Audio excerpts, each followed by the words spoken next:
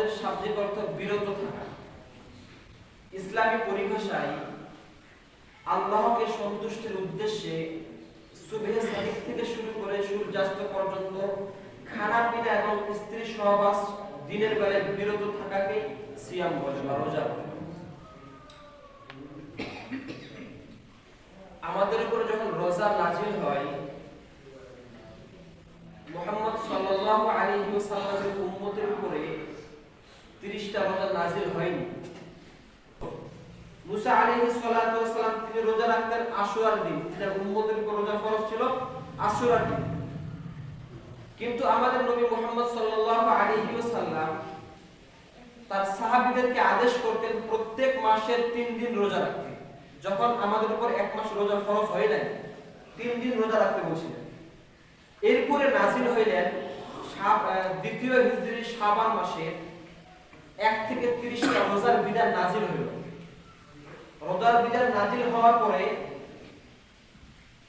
কিছু কিছু মুসল্লি যদি কিছু সাহাবী যদি রোজা না রাখতেন, একটু ছাড় দিয়েছেন মুসল্লিদের, অর্থাৎ কিছু মুসলমানদেরকে আল্লাহ তাআলা ছাড় দিয়েছেন। কোন ব্যক্তি যদি রোজা না রাখতে চায় তাহলে সেখানে একটা মিসকিনকে পেট ভরে খাওয়ায়, তাহলে তার রোজার হক আদায় হয়ে যাবে, যখন রোজা ফরজ হয়নি।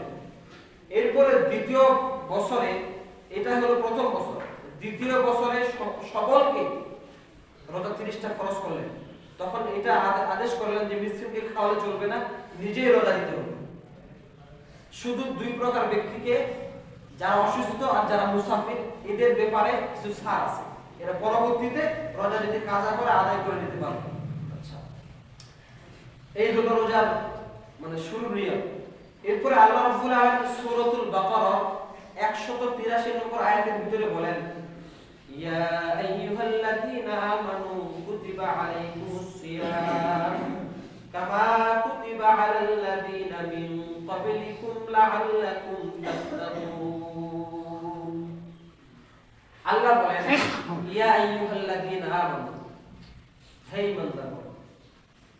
আল্লাহ তাআলা ঈমানদারকে ডাক দিয়ে বলতেছেন, কুতিবা আলাইকুমুস সিয়াম, তোমাদের উপর সিয়াম নামের সাধনাকে আবশ্যক করে দেয়া হয়েছে, রোজাকে ফরজ করে দেয়া হয়েছে।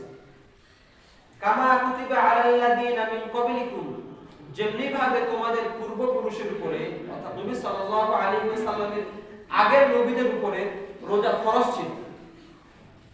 লাআল্লাকুম তাত্তাকুন, যাতে করে তোমরা মুত্তাকি হতে পারো, তাকওয়া অর্জন করতে পারো।